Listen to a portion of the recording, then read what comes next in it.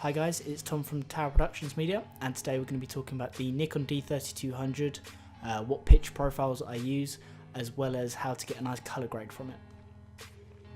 So on the actual camera itself, if you go into the menu settings, under the shooting menu, you'll have set picture control.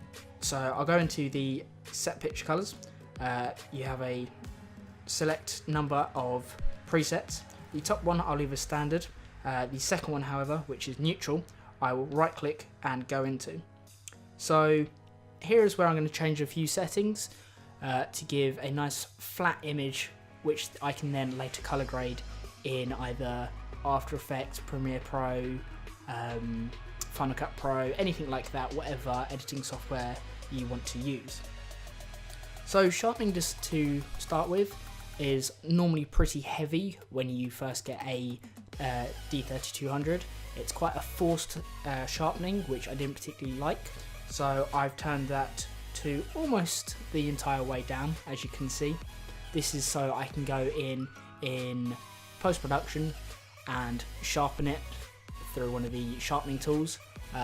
This means I can be more precise with how sharp the image is, and overall, even if you don't do that, you can still get a very nice image. So moving on to probably what's the most important one, I'd say, in this selection is the contrast. With the contrast, your camera obviously wants to give you a really nice looking image, so it's going to be nice and contrasting, and it's going to be very pleasing to look at. This isn't very good if you want to then go and color grade on top of that, as there's no real base mark. It's kind of with, if you're an artist, you wouldn't first draw in crayons and then go over it in paint. You'd start off with pencils and then go on with paint and give it the full effect afterwards. So with the contrast, I'll turn it down to the second to bottom one. This gives it doesn't mean it won't record the contrast in your image, it just means it won't give you as much detail to start with. The brightening I leave at 0, as I don't particularly want to brighten or darken my image. Again, if I wanted to do anything like this, I'd go and do it in post. And the saturation, again, I've turned to almost the last one.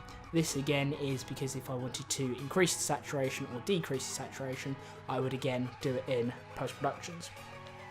The hue as well, I've also moved down to, again, in line with saturation and contrast, the second to last one. This again is very important, as without this your color balance and things like that are going to be off. All of these settings will help you get a really nice flat image. I'll put a side-by-side shot up. So on the left is just your standard image with all of these settings set to normal, and on the right is your flat pitch profile. And now I will show you what they look like both color graded. Hopefully, as you can see, the one on the right, which originally started as a flat profile, looks a lot nicer than the one on the left.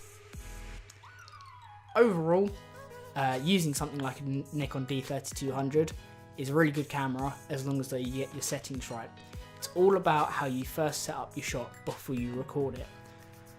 Using things like DaVinci or, as I said, After Effects, Premiere Pro, Final Cut, Sony Vegas, or even something like a free program such as Apple's iMovie, you can still get a really good color grade.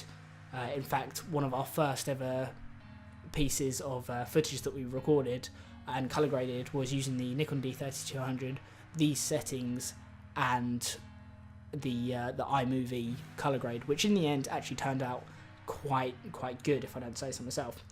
Overall, it's really good setup. Obviously, each person's gonna have their own style, and therefore over time you'll find your own way of color grading.